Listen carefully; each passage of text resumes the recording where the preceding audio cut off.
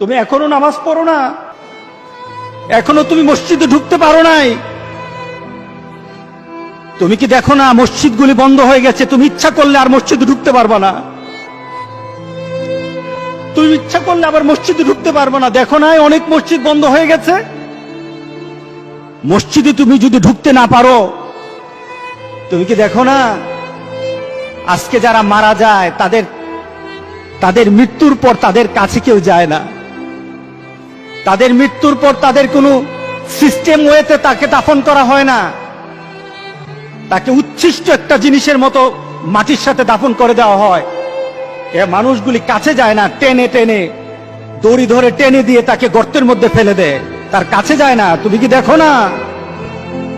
তুমি কি দেখো না আমার মাবুদ আমাদের প্রতি রাগ করে আছে? আমাদের মাবুদ আমাদের প্রতি রাগ করে আছে। আমাদের মাবুদকে আমাদেরকে সন্তুষ্ট করতে হবে, সন্তুষ্ট করতে হবে। যিনি গজব দিয়েছেন উনি আমাদেরকে বাঁচাবেন।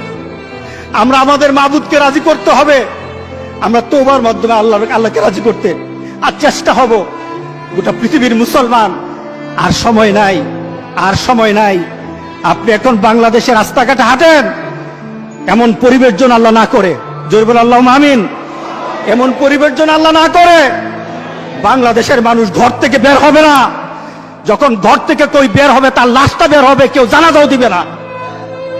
এমন হয়ে যাবে যদি আল্লাহকে সন্তুষ্ট না করতে পারেন, এমন হয়ে যাবে।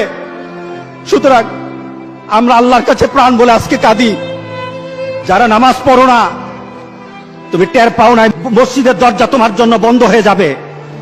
তুমি মনে রেখে দিও, মসজিদের সাথে তোমার সম্পর্ক তোমার হয় নাই, তুমি জান্নাতের দরজাও তুমি খুলতে পারবা না। তুমি এখনো বেনামাজি, এখনো সকালবেলা তুমি ঘুমাও, এখনো তুমি আল্লাহকে ভুলে আছো, এখনো তোমার কাছে তওবার কথা তোমার চিন্তাতে আসে নাই।